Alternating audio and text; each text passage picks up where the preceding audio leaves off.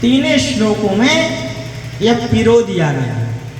और जन्माद्य से इस श्लोक की व्याख्या महाराज श्रीधर स्वामी जी ने 108 अर्थ किए हैं। श्रीधर स्वामी जी अकेले जन्माद्यस्य यतोन्वयादितरतस्यार्थे सुज्ञास्वराट् तेने ब्रह्म हृदय आदि कवये मुह्यन्ति यत्सूरयः तेजो वारिमृदां यथा विनिमयो यत्र त्रिशर्वो मृषा धाम्ना स्वेन सदा निरस्तकुहकं सत्यं परं धीमहि। इस श्लोक की व्याख्या श्रीधर स्वामी जी ने 108 अर्थ की। उसमें श्री हरि अर्थ भी है, उसमें बंदर का भी अर्थ है, उसमें विष्णु पर का अर्थ है, उसमें ब्रह्मा पर का अर्थ है, उसमें शिव पर का अर्थ है, उसमें दुर्गा पर का अर्थ है, उसमें शक्ति पर का अर्थ है, यहाँ तक कि उसमें भांग पर भी अर्थ है। पृथ्वी जल तेज वायु आकाश पर भी अर्थ है। 108 तुलसी पर अर्थ है। 108 प्रकार से उन्होंने इसकी व्याख्या की है। आइए हम सब लोग श्री वल्लभाचार्य जी महाराज जी की वल्लभाचार्य जी ने अपनी वाणी में बड़ी ही सुंदर इसकी व्याख्या की है। यह जो श्रीमद् भागवत आरंभ हो रहा है, यहाँ पर किसी देवी देवता का नाम नहीं लिया गया है। सत्यम परम धीमहि किसी का नाम लिया नहीं तो छंदो भंग नहीं होता। कृष्ण परम धीमहि व्यास जी लिख सकते थे कृष्ण परम, छंदो भंग नहीं हो रहा, कोई छंदो भंग नहीं हो रहा। राम परम धीमहि, लेकिन यहाँ पर सत्यम परम धीमहि कह करके उन्होंने किसी एक संप्रदाय में इसको नहीं बांधा। और जितने भी सनातन के अलावा जो हमारा सनातन संस्कृति है, इसके अलावा जितने भी पंथ हैं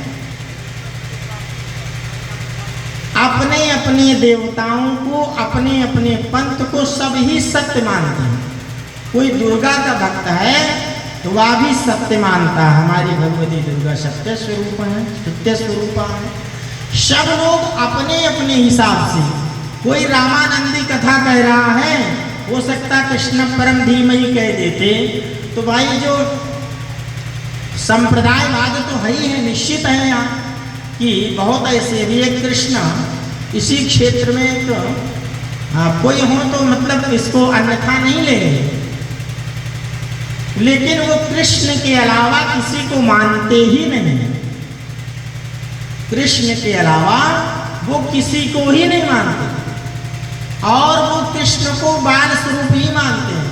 द्वारिका वाले श्री कृष्ण और हैं, यहाँ तक भी वो स्वीकार नहीं करते हैं कि बाल कृष्ण के अलावा प्रभु वो द्वारिकाधीश भगवान को स्वीकार नहीं करते हैं। आपत्ति हो सकती थी वैष्णवों को जो राम से दीक्षित हैं, जिनके राम जी इष्ट हैं, उनको आपत्ति हो सकती थी, मैं क्यों पढ़ूंगा भाई, मैं अपना ग्रंथ पढ़ूंगा। अथवा राम जी पर अर्थ कर देते तो कृष्ण भगवान को जो भगवान में, भगवान की लीला में, भगवान की कथा में कहीं से कहीं तक भेद नहीं है, लेकिन अनेक विधा है भगवान को प्राप्त करने के लिए। बहुत सारी पंथ जाना सबको वही है, लेकिन अलग अलग पंथ बने। इसलिए सत्यम परम धीमहि, अपने अपने इष्ट को सब लोग सत्य स्वरूप ही ध्यान करते हैं, उनको उनसे प्रार्थना करते हैं, उनको मानते हैं। इसलिए सत्यम परम धीमहि, सत्यम सच्चिदानंदम, सच्चिदानंद स्वरूपम श्री कृष्णम परम परमेश्वरम धीमहि ध्यायेम। वह सच्चिदानंद स्वरूप, कल आपने सच्चिदानंद की बड़ी सुंदर व्याख्या आपने श्रवण की कि सत्यम सच्चिदानंद स्वरूपम श्री कृष्णम, वही श्री कृष्ण है। परम परमेश्वरम धीमहि ध्यायेम, ऐसे परम परमेश्वर श्री कृष्ण को मैं प्रणाम करता हूँ। कैसे परम परमेश्वर को?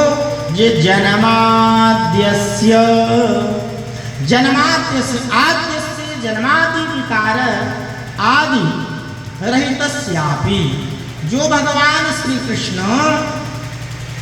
जन्म आदि, भगवान जन्म लेकर के तो आए, ये तो देखा जाता है, लेकिन भगवान का जन्म होता है क्या?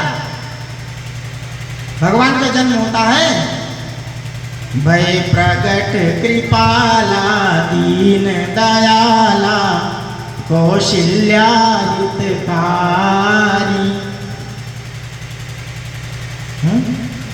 भगवान प्रकट होते हैं, भगवान जन्म नहीं लेते हैं।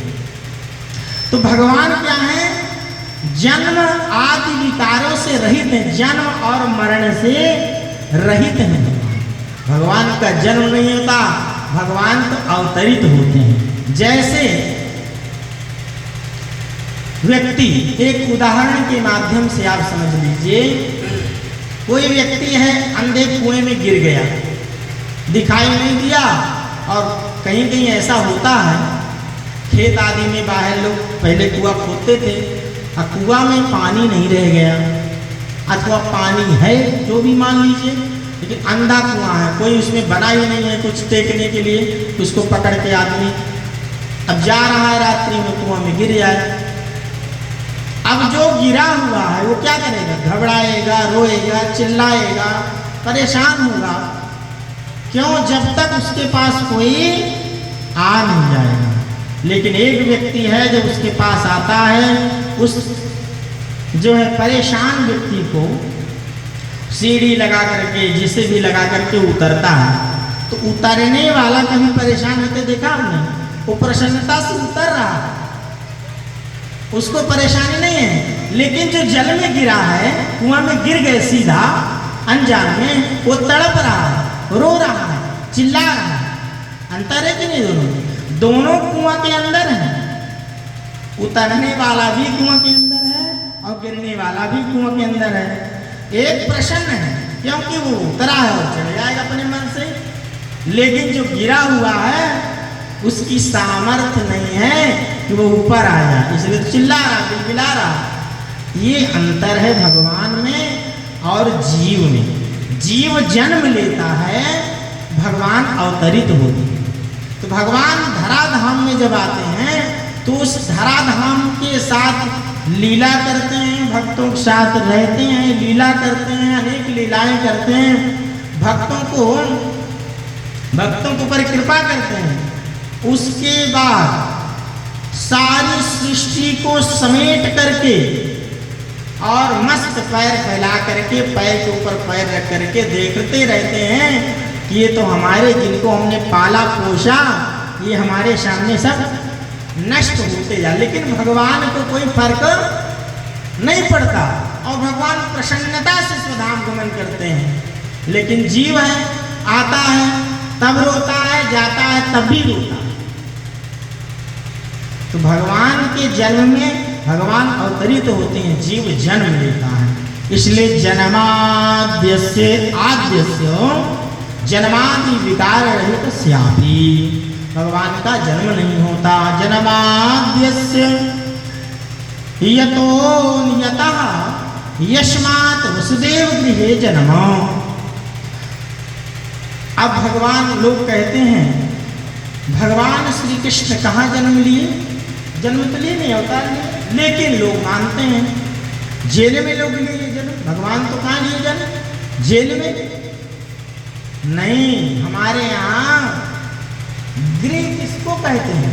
अब वसुदेव गृह जन्म यहाँ का।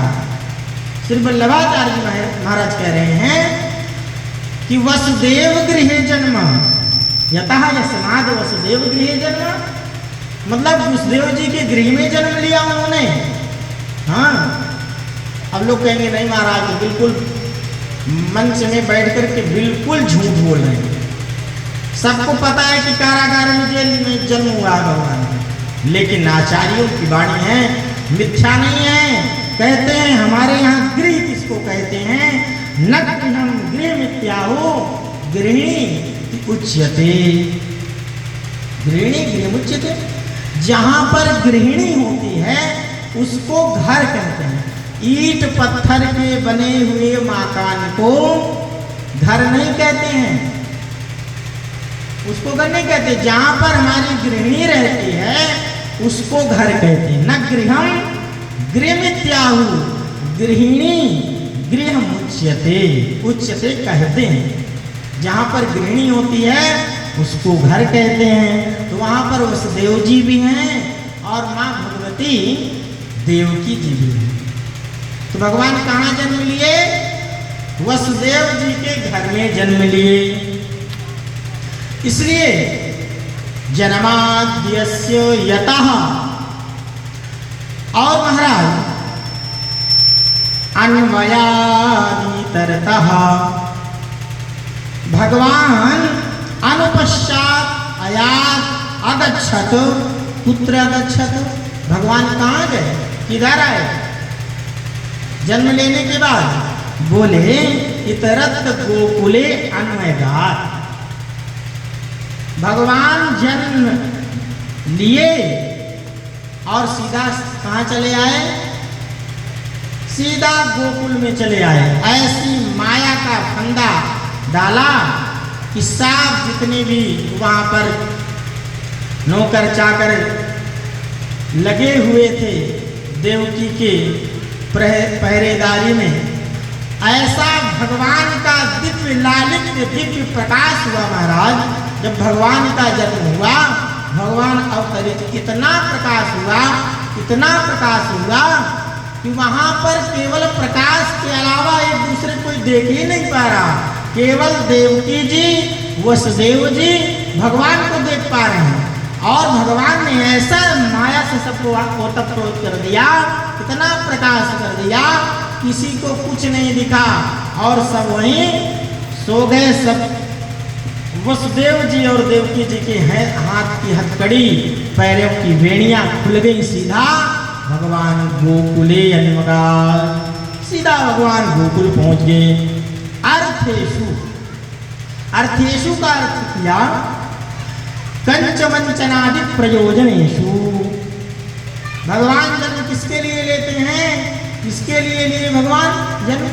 क्योंकि कंस का इतना ज्यादा अत्याचार हो गया था कि गाय, ब्राह्मण, साधु, संत, धर्म, कर्म सब बंद करा दिया महाराज।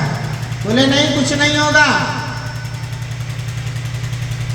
सब बंद करा दिया। उनके कल्याण के लिए कंस वंचनादि, मतलब वंचनादि आदि से आप ले लीजिए, कंस, रावण, दंतवक्त्र, शिशुपाल आदि, जय विजय, सबको आदि शब्द से आप सबको ग्रहण कर लीजिए। तो भगवान किसके लिए जन्म लेते हैं? ऐसे अपने भक्तों के कल्याण के लिए भगवान जन्म लेते हैं। अभिज्ञा, इतने भगवान निपुण हैं कि रातों रात किसी को खबर नहीं चली और भगवान गोकुल पहुंच गए। भगवान बहुत निपुण है, निपुण, अभिज्ञा, निपुण। भगवान कितने निपुण हैं? भगवान इतने निपुण हैं बात बनाने में, ऐसी ऐसी लीला करते हैं कि लोग भ्रमित हो जाते हैं। बोले आदि कवये ब्रह्मणे, आदि कवये ब्रह्मणे ब्रह्माणं विस्मापयितुं वत्सपालादि रूपम तेने विस्तारितवान। आदि कवये मतलब आदि कवये ब्रह्मा जी इतने निपुण हैं भगवान, ऐसी ऐसी लीला करते हैं कि बड़े बड़े कवि, यहाँ तक कि ब्रह्मा जी, विष्णु जी, यहाँ तक कि शंकर भगवान भी मोहित हो गए भगवान की माया। आप कहेंगे कैसे? जब भगवान ने मोहिनी अवतार लिया तो शंकर भगवान तो विष पी करके मस्त हो गए। अब भगवान जब मोहिनी अवतार लिए तो वह लालसा शंकर जी के मन में आ गई। अब भगवान के पास पहुंच गए, बोले प्रभु आपने बड़ा सुंदर रूप, छैल छबीला आपने सुंदर स्वरूप बनाया था, उस मोहिनी स्वरूप को मैं देखना चाहिए। बोले रहने दीजिए महाराज, काहे चक्कर में पड़े हैं। बोले नहीं नहीं महाराज हमें देखना है।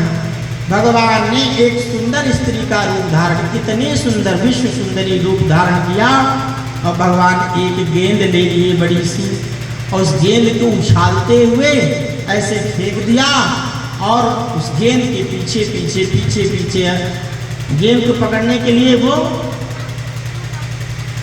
मोहिनी भगवान के जो रूप धारण किया उन्होंने, उस मोहिनी रूप को देख करके शंकर भगवान रह नहीं पाए, व्याकुल हो गए, पीछे पीछे भागने लगे, इतनी दूर तक चले गए ब्रह्मलोक सत्यलोक से पार कर लिया। तब अचानक भगवान गायब हो गए, और भगवान का शिव का वहां तेज स्खलित हो गया। उसी से श्रीमद् भागवत की कथा, उसी से स्वर्ण आदि का निर्माण हुआ। श्रीमद् भागवत के अनुसार जब भगवान ने मोहिनी रूप भगवान शिव को दिखाया तो उनका तेज स्खलित हो गया, और उसी से स्वर्ण आदि का निर्माण हुआ। तो भगवान की माया को इतने भगवान निपुण हैं, ऐसे हैं भगवान जो ब्रह्मा जी जैसे महापुरुष महाराज मोहित हो जाते हैं। भगवान ग्वाल बालों के साथ बछड़े चराते हैं, बछड़े चराते चराते ऐसे भगवान ने लीला की। सब ग्वाल बालों बोले जाओ आज कल अपने अपने घर से सब लोग अच्छी अच्छी वस्तु अपनी मैया से बनवा के लाना, सब लोग इकट्ठा खाएंगे बैठ करके। ठीक है लाला कन्हैया। सब लोग गए, दूसरे दिन आए, लेकिन सब तो आ गए, कन्हैया आ गए, सारे ग्वाल बाल आ गए, एक ही नहीं आया, मनसुखा नहीं आया। क्यों नहीं आया? क्योंकि उसके घर में कोई खाने के लिए कोई वस्तु नहीं थी। 3 दिन की खट्टी छाछ पड़ी हुई थी, कड़ी। मैया से बोला क्या ले जाऊँ? बोले खड़ी बची है 3 दिन की खट्टी। बोले कन्हैया अगर पी लेगो तो जाके तबीयत खराब हो जाएगी, पेट खराब हो जाएगा। लेकिन कन्हैया ने कही है क्या सो ले जाऊंगा मैं। तो भगवान के लिए वहां कड़ी 3 दिन की खट्टी छाछ लेके गया, और वृक्ष की ओर डरते डरते गया कि भगवान कन्हैया की कहीं तबीयत न खराब हो जाए। भगवान खा रहे थे, बर्तन में ले गया और जो है उसको पीने लगा वृक्ष की ओट में। और जैसे वृक्ष की ओट में बैठ कर के पीने लगा, पीते पीते उसके हाथ से बर्तन गिर गया डर के कारण। एक बार देखे घूम के कोई देख तो नहीं रहा, और डर के कारण वो बर्तन गिर गया। जैसे बर्तन की आवाज हुई, कन्हैया रे कौन है भाई? कौन नहीं आया? देखा कि मनसुखा। अरे मनसुखा तू बड़ा छलिया है भाई, अकेले अकेले अपनी मैया का सब भोजन के लिए जा रहा है, हमको भी खिला। भगवान दौड़ करके पहुंचे, अभी मनसुखा के मुंह में एक कुल्ला वो कड़ी का भरा हुआ था। भगवान जैसे गए, बड़ा तू चट्टा है, एक घूसा उसके मुंह में गाल मारा, उसकी कड़ी मुंह से बाहर आ गई। और जैसे बाहर आई, भगवान उसके कड़ी को ऐसे मुंह लगा के चाटने लगे। और जैसे चाटने लगे, इस दृश्य को ब्रह्मा जी देख रहे, क्या बात है भाई, हमने तो इनका भी सत्य व्रतम सत्य परम सत्यम सत्यस्य योनि निहितं च सत्ये सत्यस्य सत्यमृत सत्य नेत्रम सत्यात्मकं त्वां शरणं प्रपन्ना। इस प्रकार से हमने गर्भ में स्तुति करके आई, क्या वही परब्रह्म परमात्मा है? नाना, ऐसा हो ही नहीं सकता है परमात्मा। और तुरंत ग्वाल बालों की चोरी कर लिया, बछड़ों की चोरी कर लिया 1 साल बाद। तब ब्रह्मा जी को होश आया 1 साल बाद, क्योंकि ब्रह्मा की परीक्षा लेना चाह रहे थे कि क्या ब्रह्म है। तो भगवान लकटी बन गए, गाय बन गए, बछड़े बन गए। और यहाँ तक कि बछड़ों में जहाँ जहाँ चित्रकारी थी, पूंछ में, सींग में, पेट में, पिठाव में, जिसका जैसा स्वभाव था, भगवान सब कुछ बन गए। या लीला 1 साल तक चलती रही। 1 साल बाद जैसे ब्रह्मा जी आए और देखा उन्होंने कि ये तो सब सारी लीला चल रही है, फिर ऊपर गए, देखे, फिर नीचे, बोले मेरी समझ में नहीं आ रहा है। गाय बछड़े लेकर के आए, क्षमा मांगी तीन ही परिक्रमा करके भाग गए डर के कारण।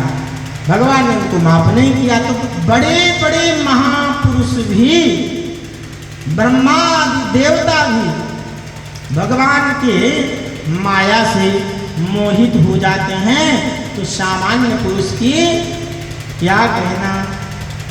ऐसे हैं भगवान। और बोले स्वराट, कहा स्वराट का अर्थ कहा श्वेतु गोपेशु राजते, या वल्लभाचार्य महाराज जी की वाणी है। उन्होंने अपने अर्थ में इसको प्रकट किया है कि श्वेसु गोपेशु राजते, गोपों के मध्य में भगवान ऐसे चमक रहे हैं जैसे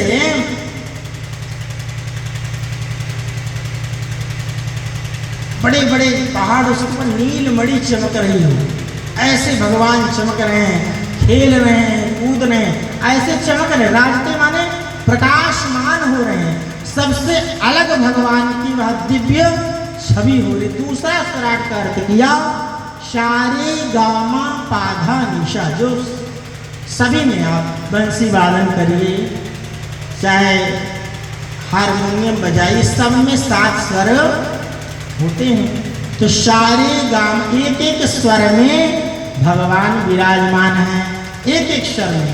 सा में रे गा धा पा धा सब में, और सप्त स्वरेणोपलक्षिता वंशी तया वंश्या शह राजते शोभते इति स्वराट। मतलब भगवान उस वंशी को लेकर के, जब हाथ में बंसी को लेकर के भगवान अधर में रखते हैं, वंशी विभूषित करा नवनीरदाभा पीतांबरा दरुण बिंब फलाधरुष्ठा। पीतांबरा दरुण बिंब फला, अपने अरुणार बिंद जो उनके होष्ठ हैं भगवान के, वहां पर बंसी रख करके ऐसा लगता है मानो उस बंसी के चरण दबा रहे हैं। ऐसे उंगली करते हैं ना, कोमलांगुल विरीशित मार्गम, अपने कोमल कोमल हाथों से उस बंसी को दबा रहे हैं, उसके स्वरों को दबा रहे हैं। ऐसी भगवान की शोभा हो रही है।